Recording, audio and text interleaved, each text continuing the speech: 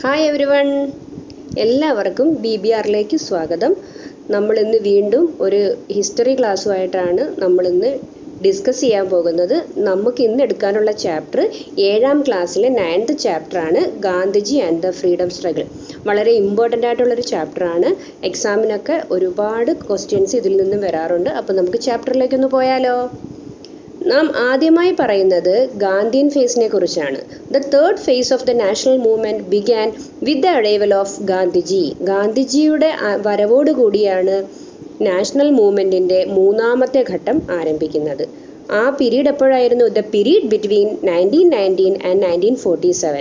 1919 1947 ഇടയിലായിരുന്നു ആ ഒരു കാലഘട്ടം.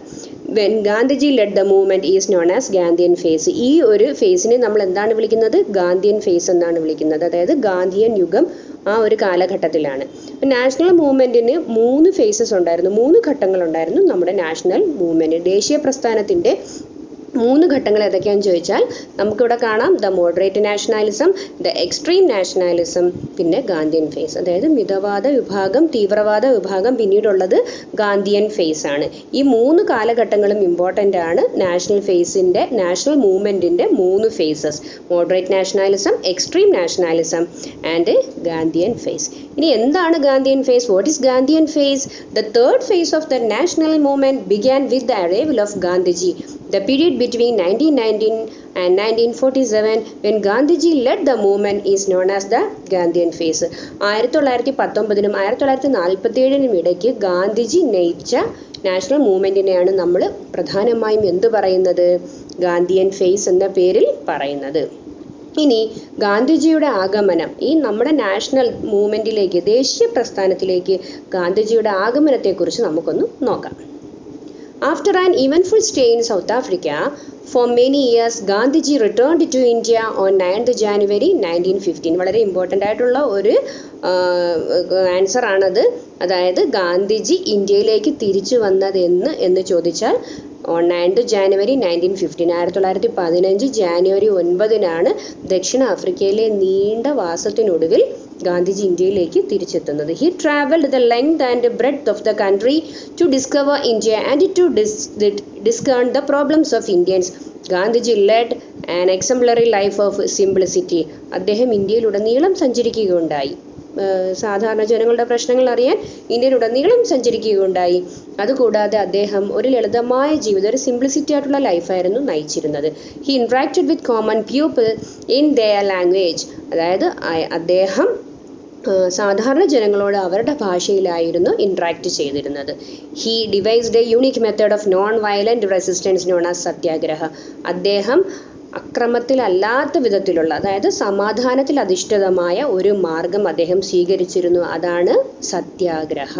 He established the Sabarmati ashram at Ahmedabad in Gujarat for the propagation of his ideas. അദ്ദേഹത്തിൻ്റെ ഐഡിയകൾ പ്രൊപ്പഗേറ്റ് ചെയ്യാൻ വേണ്ടി അദ്ദേഹം ഗുജറാത്തിലെ അഹമ്മദാബാദിൽ ഒരു സബർമതി ആശ്രമവും പണി കഴിപ്പിച്ചു. അദ്ദേഹം ഒരു സബർമതി ആശ്രമം അവിടെ സ്ഥാപിച്ചു. ഇതിൽ നമുക്ക് മെയിനായിട്ട് 2 പോയിന്റാണ് മനസ്സിലാക്കാൻ സാധിക്കുന്നത്. അതായത് he devised a unique method of non violent resistance known as, അതെന്ത് പേരിലാണ് അറിയപ്പെടുന്നത്? സത്യാഗ്രഹം. അദ്ദേഹത്തിൻ്റെ അക്രമരാഹിത്യമായ ഒരു മാർഗമായിരുന്നു ഏത്? സത്യാഗ്രഹം.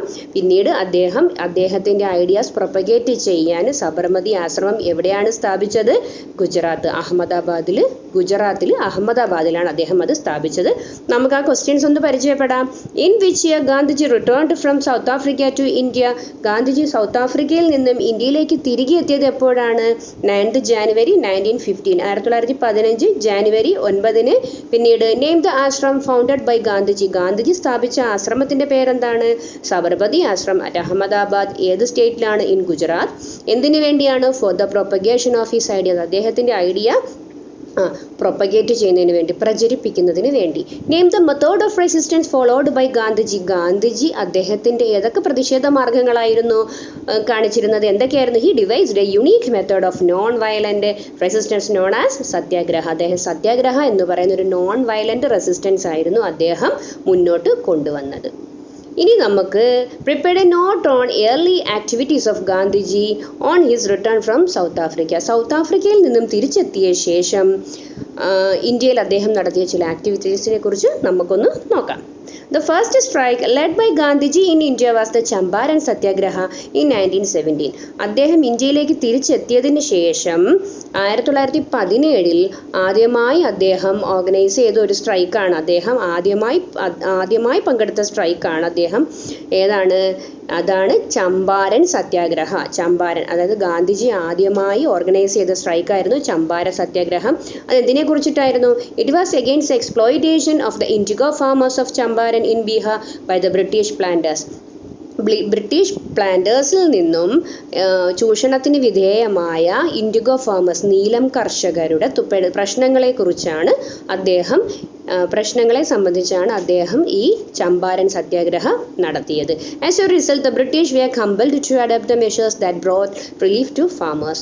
ഇതിന്റെ ഫലമായി നമ്മുടെ കർഷകർക്ക് ആശ്വാസമാകും വിധം ചില നടപടികൾ ബ്രിട്ടീഷുകാരുടെ ഭാഗത്തു നിന്നും ഉണ്ടാവുകയും ചെയ്തു. ഇനി രണ്ടാമത്തെ സമരം എന്താണെന്ന് നോക്കാം. In 1918 Gandhiji led another strike for the wage hike of cotton mill workers in Ahmedabad. 1918 അഹമ്മദാബാദിലെ കോട്ടൺ തുണിമിൽ തൊഴിലാളികൾ, അതായത് പരുത്തി തുണി നിർമ്മിക്കുന്ന വ്യവസായശാലയിലെ തൊഴിലാളികളുടെ കൂലി വർധനവുമായി ബന്ധപ്പെട്ട് ഒരു സമരം നടത്തുകയുണ്ടായി. അതിൻ്റെ പേരെന്താണ്? അതായത് കോട്ടൺ മിൽ വർക്കേഴ്സിൻ്റെ സ്ട്രൈക്ക്. അതാണ് രണ്ടാമത് അദ്ദേഹം നടത്തിയ ഒരു സ്ട്രൈക്ക് എന്ന് പറയുന്നത്. It was the first hunger strike ever employed by Gandhiji in India.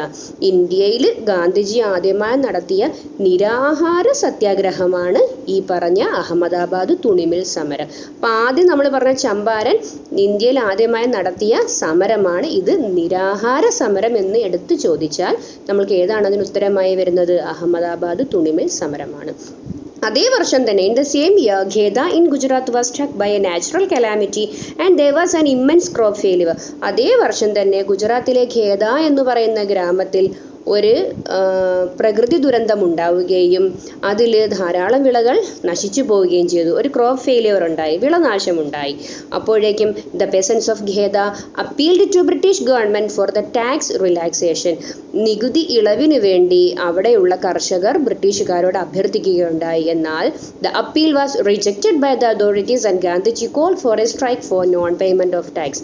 അവരുടെ ഈ ഒരു അപ്പീൽ ആര് കേട്ടില്ല? ഈ ബ്രിട്ടീഷുകാർ കേൾക്കുകയുണ്ടായില്ല. അപ്പോൾ അതിൻ്റെ പ്രതിഷേധമായിട്ട് ഗാന്ധിജി എന്ത് ചെയ്തു? ഒരു സ്ട്രൈക്ക് അവിടെ ഓർഗനൈസ് ചെയ്യുകയാണ് ചെയ്തത്. For the non payment of tax, അതായത് നികുതി നിഷേധപരമായി ഒരു സ്ട്രൈക്ക് ഓർഗനൈസ് ചെയ്യുകയാണ് ചെയ്തത്. അപ്പോൾ എന്താണ് Kheda strike? Kheda in Gujarat was struck by the natural calamity and there was an immense crop failure. ഖേദയിലുണ്ടായ ഒരു പ്രകൃതി ദുരന്തത്തിൻ്റെ ആ ഒരു ഫലമായിട്ട് അവിടെ എന്തായി? ഒരു നാച്ചുറൽ കലാമിറ്റി ഉണ്ടായപ്പോഴേക്കും അവിടെ ഒരുപാട് ക്രോപ്പ് ഫെയിലിയർ ഉണ്ടായപ്പോഴേക്കും അവിടെ ടാക്സ് റിലാക്സേഷന് വേണ്ടി പെസൻസ് ഒക്കെ അതിനുവേണ്ടി റിക്വസ്റ്റ് ചെയ്തു. എന്നാൽ ബ്രിട്ടീഷ് ഗവൺമെൻറ് അത് അനുവദിച്ചു കൊടുത്തില്ല. അതിനെതിരായി ഗാന്ധിജി ഓർഗനൈസ് ചെയ്ത ഒരു സമരമായിരുന്നു ഖേദ സത്യാഗ്രഹം, ഖേദ സമരം. ഇനി എന്തൊക്കെയായിരുന്നു ഗാന്ധിജി ആദ്യമായി കൊണ്ടുവന്ന അജിറ്റേഷൻസ്, അദ്ദേഹം കൊണ്ടുവന്ന മൂവ്മെൻറ്റ്സ് എന്തൊക്കെയായിരുന്നു? ആദ്യത്തേത് ചമ്പാരൻ സത്യാഗ്രഹ, അത് 1917 ബീഹാറിൽ. രണ്ടാമതായി നടത്തിയ സമരം ഏതാണ്? ടെക്സ്റ്റൈൽ മിൽ സ്ട്രൈക്ക് അല്ലെങ്കിൽ കോട്ടൺ മിൽ സ്ട്രൈക്ക് എന്നതിനെ അറിയപ്പെടും. 1918 ഗുജറാത്തിലാണ്. പിന്നീടുള്ളത് ഖേദ സമരം. ഖേദ സമരം എപ്പോഴായിരുന്നു? 1918 ഗുജറാത്തിൽ തന്നെയാണ്. ആദ്യമായി ഗാന്ധിജി നയിച്ച സമരം ഏതായിരുന്നു? Champaran Satyagraha. Which was the first strike organised by Gandhiji in India? ഏതാണ്? ചമ്പാരൻ സത്യാഗ്രഹ. പിന്നീട് ഞാൻ നേരത്തെ പറഞ്ഞു ഫസ്റ്റ് ഹങ്കർ സ്ട്രൈക്ക് ഏതായിരുന്നു? ടെക്സ്റ്റൈൽ മിൽ സ്ട്രൈക്ക് അല്ലെങ്കിൽ കോട്ടൺ മിൽ സ്ട്രൈക്ക്. അതായിരുന്നു first hunger strike. Which strike was known as a strike for non payment of tax. നികുതി നിഷേധത്തിനായിട്ട് നടത്തിയ സമരം ഏത് സമരമായിരുന്നു? നമ്മൾ മൂന്നാമത് പറഞ്ഞ സമരം ഖേദ സമരം. അപ്പോൾ ഈ 3 സമരങ്ങളാണ് നമ്മളിപ്പോൾ ഇവിടെ പരിചയപ്പെട്ടത്. 3 സമരങ്ങളെക്കുറിച്ചാണ് നാം ഇപ്പോൾ ഇതുവരെ മനസ്സിലാക്കിയത്. ഇനി ഈ ബ്രിട്ടീഷുകാർ അന്ന് ഇന്ത്യക്കാരോട് വളരെ ക്രൂരമായ രീതിയിലായിരുന്നു ഇടപഴകിയിരുന്നതും പെരുമാറിയിരുന്നതും. ബ്രിട്ടീഷുകാർ അവരുടെ ആധിപത്യം സ്ഥാപിച്ചിരുന്നത് അറിയാമായിരുന്നല്ലോ. അപ്പോഴ് നമ്മുടെ ഇന്ത്യക്കാരോട് അവർ നല്ല നിലയിലൊന്നുമല്ല പെരുമാറിയിരുന്നത്. അപ്പോൾ അവരുടെ ചില ഇൻഹ്യൂമൻ ട്രീറ്റ്മെൻറ്റ് നമുക്ക് എന്താണെന്ന് നോക്കാം. മനുഷ്യത്വരഹിതമായ ചില പെരുമാറ്റങ്ങൾ, ചില രീതികൾ എന്തൊക്കെയാണെന്ന് നമുക്കൊന്ന് നോക്കി വരാം. ഒന്നാമത്തത് എന്താണ്? Firing of machine gun into crowds, അതായത് ജനക്കൂട്ടത്തിന് നേരെ മെഷീൻ ഗണ്ണിൽ ഫയർ ചെയ്യുക, അതായത് മെഷീൻ ഗണ്ണിൽ വെടിയുതിർക്കുക. Arrested people ordered to crawl, അതായത് അറസ്റ്റ് ചെയ്ത ജനങ്ങളെ ഇഴയിപ്പിച്ച് കൊണ്ടുപോകുക. മറ്റൊന്ന് handcuffing of people in pairs and parading them on public roads, ആളുകളെ വിലങ്ങ് വെച്ചിട്ട് അവരെ എന്ത് ചെയ്യുക, റോഡിലൂടെ പരേഡ് പോലെ ഇങ്ങനെ നടത്തി കൊണ്ടുപോകുക. അടുത്തത് commandeering of vehicles owned by Indians, ഇന്ത്യക്കാരുടെ വാഹനങ്ങൾ പിടിച്ചെടുക്കുക. Flogging of men in public, ആളുകളെ മുക്കാലിൽ കെട്ടിയടിക്കുക. കോൺഫിസ്കേഷൻ ഓഫ് പ്രോപ്പർട്ടി, അതായത് വസ്തുവകകൾ കണ്ടുകെട്ടുക. Flogging of biggest school boys because they happen to bigger than other boys, സ്കൂളിലെ മുതിർന്ന കുറച്ച് വലിയ കുട്ടികളുണ്ടെങ്കിൽ അവരെ അടിക്കുക. Removal of fans from Indian homes and giving them for the use for Europeans, അതായത് ഇന്ത്യക്കാരുടെ വീടുകളിൽ വെച്ചിരിക്കുന്ന ഫാന് കൊണ്ടുപോയി ആരുടെ യൂസേജിന് എടുക്കുക? യൂറോപ്യൻസിൻ്റെ യൂസേജിന് എടുക്കുക. Hand coughing and roping people together and exhibiting them in public places, ആളുകളെ വിലങ്ങിട്ടോ ഇല്ലെങ്കിൽ കയറിൽ കെട്ടിയോ പൊതുസ്ഥലങ്ങളിൽ പ്രദർശിപ്പിച്ച് ഇങ്ങനെ കൊണ്ടുപോകുക. ഇതിങ്ങനെയുള്ള ഇൻഹ്യൂമൻ ആയിട്ടുള്ള ആക്ടിവിറ്റീസ് ആയിരുന്നു ബ്രിട്ടീഷുകാർ ഇന്ത്യക്കാർക്ക് നേരെ നടത്തിയിരുന്നത്. ഇതുകൂടാതെ ബ്രിട്ടീഷുകാർ ഇന്ത്യക്കാർക്കെതിരായി ഒരുപാട് നിയമങ്ങൾ കൊണ്ടുവന്നിട്ടുണ്ട്. അതിലൊരു നിയമം എന്താണെന്ന് നമുക്ക് നോക്കാം. The British authorities implemented several unjust laws that denied civil rights to the Indians. ഇന്ത്യക്കാരുടെ സിവിൽ റൈറ്റ്സിനെ നിഷേധിക്കുന്ന രീതിയിലുള്ള പല രീതിയിലുള്ള നിയമങ്ങളും ബ്രിട്ടീഷുകാർ കൊണ്ടുവന്നിട്ടുണ്ട്. Among them the Rowlatt Act triggered mass protest, ഇതിൽ റൗലറ്റ് ആക്ട് ആണ് ഏറ്റവും കൂടുതൽ പ്രൊട്ടസ്റ്റിന്, അതായത് പ്രതിഷേധത്തിന് ഇടയായിരുന്ന ഒരു നിയമം. അതെന്താണെന്ന് നമുക്ക് നോക്കാം. ഈ നിയമപ്രകാരം ഇത് act authorised the government to, ഈ നിയമപ്രകാരം ബ്രിട്ടീഷുകാരുടെ ഗവൺമെന്റിന് സാധിക്കുന്നത് എന്തെന്ന് വെച്ചാൽ arrest an Indian without any warrant, ഏതൊരു ഇന്ത്യക്കാരനെയും വാറണ്ട് ഇല്ലാതെ അറസ്റ്റ് ചെയ്യാൻ സാധിക്കും. മറ്റൊന്ന് detain any Indian indefinitely without trial, അതായത് ഒരു ട്രയൽ ഇല്ലാതെ, അതായത് വിചാരണ കൂടാതെ ഒരാളെ തടവിൽ എത്ര കാലം വേണമെങ്കിലും പാർപ്പിക്കാൻ സാധിക്കും. അടുത്തത് conduct trials in public in special tribunals, പ്രത്യേക ട്രൈബ്യൂണലിലായിരിക്കും ഇവരുടെ വിചാരണ നടത്തുക. Deny the right of appeal petition, appeal പെറ്റീഷന് പോകാനായുള്ള അവസരം നിഷേധിച്ചിരുന്നു. ഇപ്പോൾ ഇതൊക്കെയായിരുന്നു നമ്മുടെ റൗലറ്റ് ആക്ടിലെ മെയിൻ ആയിട്ടുള്ള കണ്ടൻസ് എന്ന് പറയുന്നത്. People intensely oppose the act by organising marches, എന്നാൽ ഈ നിയമത്തിനെതിരെ ജനങ്ങൾ കൂട്ടമായി പ്രതികരിക്കാൻ തുടങ്ങി. അവരെന്ത് ചെയ്തു? മാർച്ചുകൾ നടത്താൻ തുടങ്ങി, ഹങ്കർ സ്ട്രൈക്ക്, നിരാഹാര സമരങ്ങൾ നടത്താൻ തുടങ്ങി, ഡെമോൺസ്ട്രേഷൻസ് നടത്താൻ തുടങ്ങി, public meeting and civil disobedience, നിസ്സഹരണ സമരങ്ങൾ നടത്താനും തുടങ്ങി. Gandhiji called for a country wide protest observing 6 April 1919 as black day. അങ്ങനെ 1919 ഏപ്രിൽ 6 കരിദിനമായി ആചരിക്കാൻ ഗാന്ധിജി ജനങ്ങളോട് ആഹ്വാനം ചെയ്തു. The whole nation responded with a hitherto unseen zest, അന്ന് വരെ കണ്ടിട്ടില്ലാത്ത രീതിയിൽ നമ്മുടെ രാജ്യം മുഴുവൻ ഇതിനെതിരെ പ്രതികരിക്കുകയാണ് ചെയ്തത്. ബ്രിട്ടീഷുകാരുടെ ഈ കരിനിയമത്തിനെതിരെ പ്രതികരിക്കുകയാണ് ചെയ്തത്. In Punjab the leaders of the protest doctor Satyapal and doctor 𝗕𝗕𝗥 were arrested. ഈ പ്രതിഷേധത്തിന്റെ ഭാഗമായി പഞ്ചാബിൽ 2 നേതാക്കന്മാരായിരുന്ന ഡോക്ടർ സത്യപാലും ഡോക്ടർ 𝗕𝗕𝗥നെയും ബ്രിട്ടീഷ് ഗവൺമെന്റ് അറസ്റ്റ് ചെയ്യുകയുണ്ടായി. A public meeting was held at Jallianwala Bagh in protest. ഇതിന്റെ പ്രതിഷേധമായി, ഈ 2 നേതാക്കളെ അറസ്റ്റ് ചെയ്തതിന്റെ പ്രതിഷേധമായി ജാലിയൻവാല ബാഗ് എന്ന് പറയുന്ന മൈതാനത്ത് ആളുകൾ ഒരു മീറ്റിംഗ് കൂടുവാനായി തീരുമാനിച്ചു. ഇനി എന്താണ് ബ്രിട്ടീഷുകാർ റൗലറ്റ് ആക്ട് മൂലം നടപ്പാക്കിയത് എന്ന് നമുക്ക് ഒന്നും കൂടെ ഒന്ന് നോക്കി വരാം. എന്തൊക്കെയാണ്? What new rights did the British authorities get by implementing the Rowlatt Act? Rowlatt act നടപ്പാക്കിയത് മൂലം ബ്രിട്ടീഷ് അതോറിറ്റീസ് കൊണ്ടുവന്ന നിയമങ്ങൾ എന്തൊക്കെയായിരുന്നു? Arrest and Indian without any warrant, warrant ഇല്ലാതെ ഏതൊരു ഇന്ത്യക്കാരനെയും അറസ്റ്റ് ചെയ്യുക. പിന്നീട് detain any Indian indefinitely without trial, ഒരു വിചാരണയും കൂടാതെ ഇന്ത്യക്കാരെ തടവിൽ പാർപ്പിക്കുക. Conduct trials in special tribunals, പ്രത്യേക ട്രൈബ്യൂണലുകളിൽ അവരുടെ വിചാരണ നടത്തുക. Deny the right of appeal petition, അപ്പീലിന് പോകാനുള്ള അവകാശം നിഷേധിക്കുക. ഇനി what did Gandhiji call for a country wide protest against Rowlatt Act, observing it as a black day? What did എന്നല്ല, അവിടെ when did എന്നാണ്. എന്നാണ് ഗാന്ധിജി റൗലറ്റ് ആക്ടിന് എതിരായി കരിദിനം ആചരിക്കാനായി ആഹ്വാനം ചെയ്തത്? എന്നായിരുന്നു? 6th April 1919, 1919 ഏപ്രിൽ 6-നാണ് ബ്ലാക്ക് ഡേ ആയി ആചരിക്കാനായി ഗാന്ധിജി ആഹ്വാനം ചെയ്തത്. What activities were conducted as a part of observing black day? അപ്പോൾ ഈ കരിദിനം ആചരിക്കുമെന്ന് പറഞ്ഞല്ലോ, അന്നേ ദിവസം റൗലറ്റ് ആക്ടിന് എതിരെ എന്തൊക്കെ പ്രൊട്ടസ്റ്റ്, എന്തൊക്കെ പ്രതിഷേധമായിരുന്നു നടത്തിയിരുന്നതെന്ന് നമുക്ക് നോക്കാം. ഓർഗനൈസിങ് മാർച്ചസ്, എന്ത് ചെയ്തു? മാർച്ചസ് നടത്തി, ഹങ്കർ സ്ട്രൈക്ക് നിരാഹാര സമരങ്ങൾ നടത്തി, ഡെമോൺസ്ട്രേഷൻസ് നടത്തി, പബ്ലിക് മീറ്റിങ്ങുകളും നടത്തുകയുണ്ടായി.